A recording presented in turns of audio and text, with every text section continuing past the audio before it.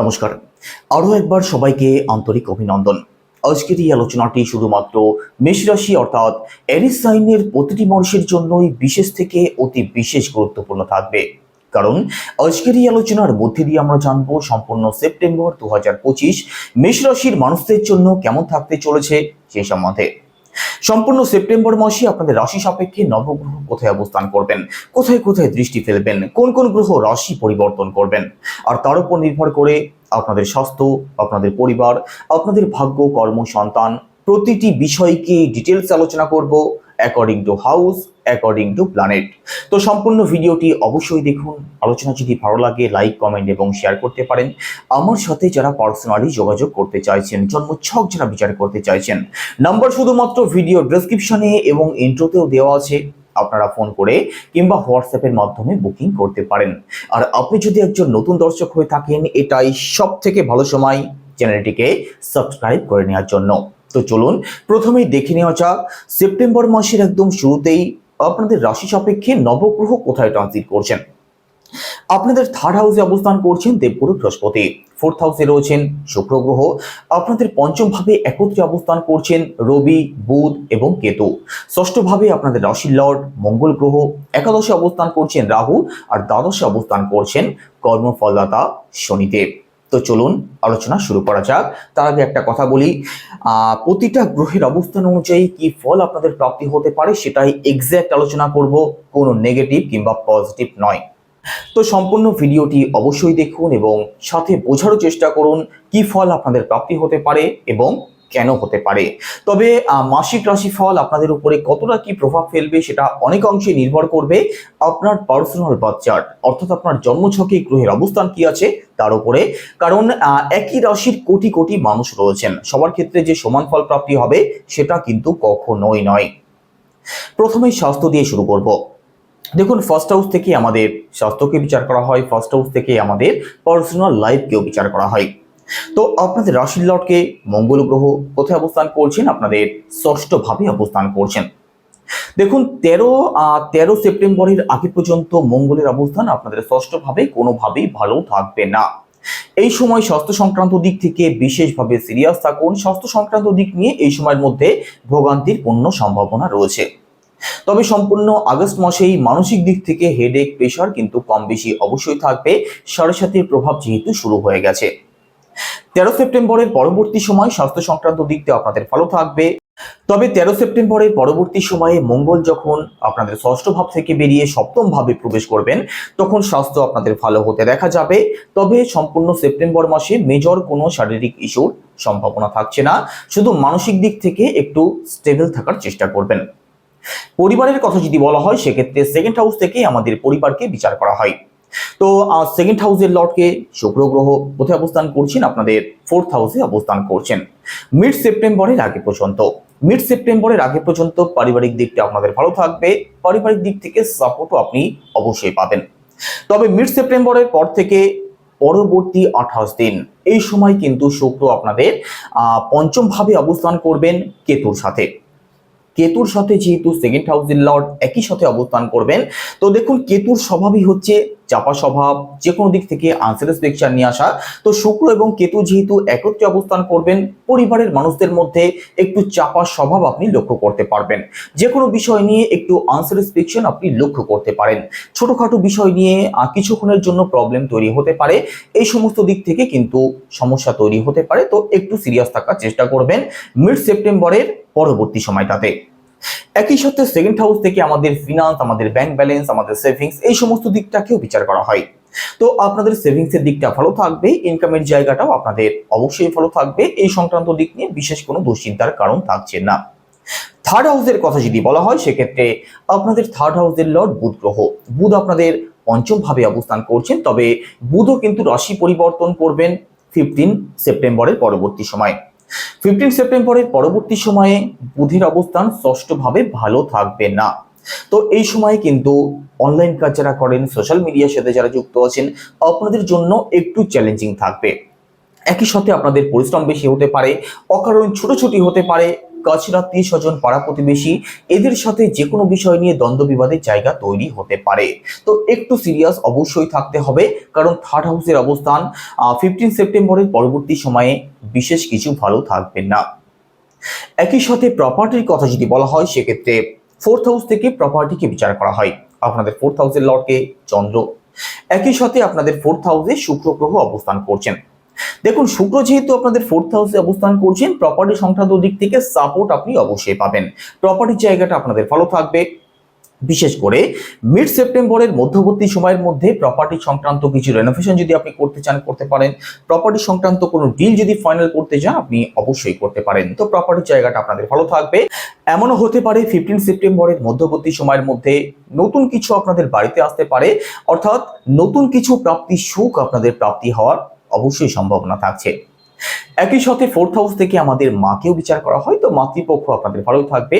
মাকে নিয়ে বিশেষ কিছু দুশ্চিন্তার কারণ থাকছে না। এডুকেশনের কথা যদি বলা হয়, দেখুন এডুকেশনের দিকটাও আপনাদের ভালো থাকবে।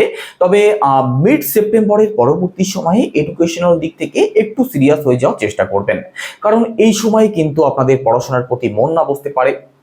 পড়াশোনার দিক থেকে online social media, online game এই সমস্ত জিনিসের প্রতি আকর্ষণ বাড়তে পারে।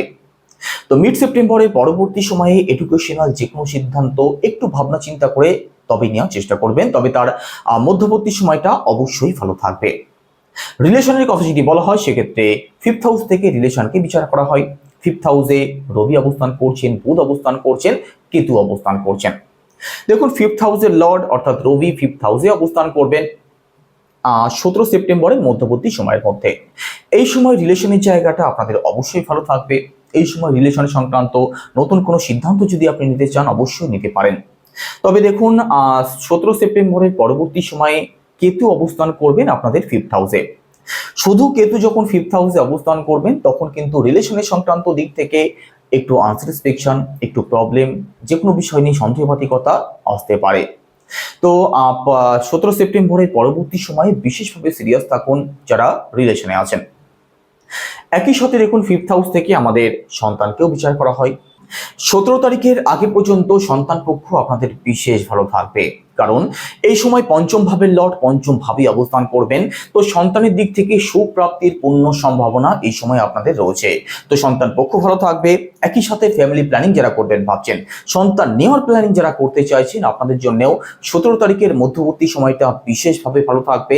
তার পরবর্তী সময়ে কেতু শুধু আপনাদের পঞ্চম ভাবে অবস্থান করবেন, তো ফ্যামিলি প্ল্যানিং একটু ডিলে হওয়ার সম্ভাবনা থাকবে 17 তারিখের পরবর্তী সময় থেকে পরবর্তী এক মাস।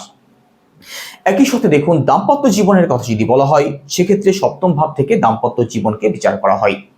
সপ্তম ভাবের লর্ড শুক্র গ্রহ, আর শুক্র কোথায় অবস্থান করছেন? আপনাদের ফোর্থ হাউসে অবস্থান করছেন। ফোর্থ হাউসে শুক্র গ্রহের অবস্থানও ভালো থাকছে, তো দাম্পত্য জীবন আপনাদের ভালো থাকবে, দাম্পত্য সুখও আপনাদের প্রাপ্তি হবে। তবে মিড সেপ্টেম্বরের পরবর্তী সময় শুক্র এবং কেতু একত্রে অবস্থান করবেন। তো এই সময়ে যে বিশেষ ভয়ের কোনো কারণ আছে তেমনটা কিন্তু নয়। দেখুন, কেতু শুক্র যখন একত্রে অবস্থান করবেন, আপনার যিনি পার্টনার আছেন তার মধ্যে একটু চাপা স্বভাব, একটু গোপনীয় স্বভাব আপনি লক্ষ্য করতে পারবেন। দেখবেন কথা একটু কম বলবে, অথবা ছোটখাটো বিষয় নিয়ে রেগে যেতে পারে। একটু আনস্যাটিসফ্যাকশন আপনি আপনার পার্টনারের মধ্যে লক্ষ্য করতে পারেন। শুধু এই দিকটা একটু মাথায় রাখবেন। আপনার যিনি পার্টনার আছেন তার মুড বুঝে একটু চলার চেষ্টা করবেন।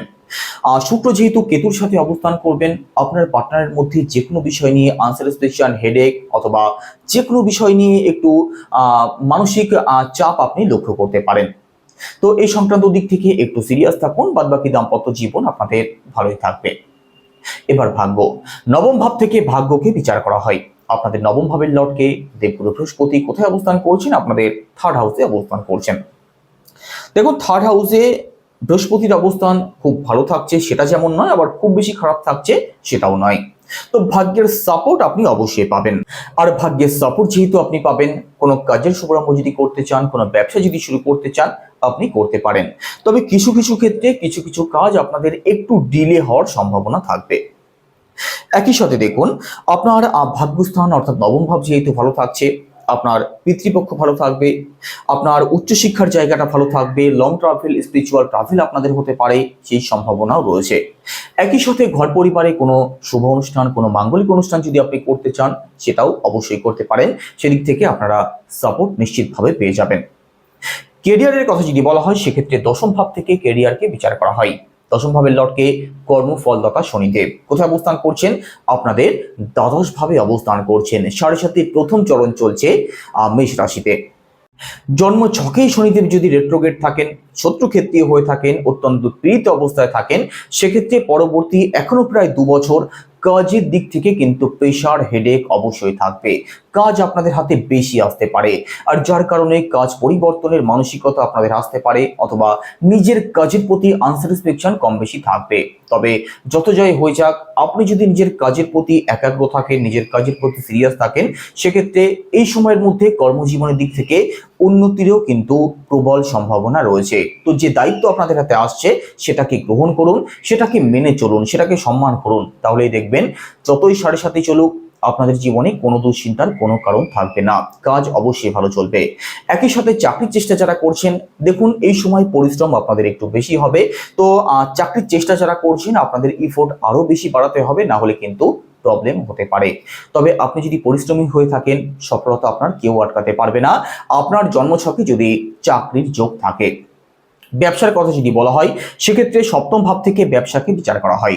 আপনাদের সপ্তম ভাবের লর্ড শুক্র গ্রহ ভালো অবস্থাতে আছেন, বুধের অবস্থানও ভালো থাকছে, তবে মিড সেপ্টেম্বরের মধ্যবর্তী সময় পর্যন্ত। মিড সেপ্টেম্বরের পরবর্তী সময়ে ব্যবসাতে একটু আপ অ্যান্ড ডাউন আপনি লক্ষ্য করতে পারবেন। তার আগে পর্যন্ত ব্যবসা আপনাদের অবশ্যই ভালো চলবে। তো সম্পূর্ণ সেপ্টেম্বর মাসে কি উপায় অবলম্বন করবেন? 7.5 যেহেতু চলছে, শনির বীজ মন্ত্র জপ করতেই হবে, সেটা কি ওম প্রাম প্রিম প্রমসা শনিশ্চরায় নমঃ, রোজ 108 বার। একই সাথে হনুমান চল্লিশা পাঠ করুন। উদীয়মান সূর্যকে তামার পাত্রে লাল ফুল সহযোগে জল অর্পণ করুন। পজিটিভ রেজাল্ট আপনি অবশ্যই পাবেন। তো কেমন লাগলো আলোচনা অবশ্যই কমেন্টে জানাবেন। সবাই ভালো থাকুন, সুস্থ থাকুন। নমস্কার।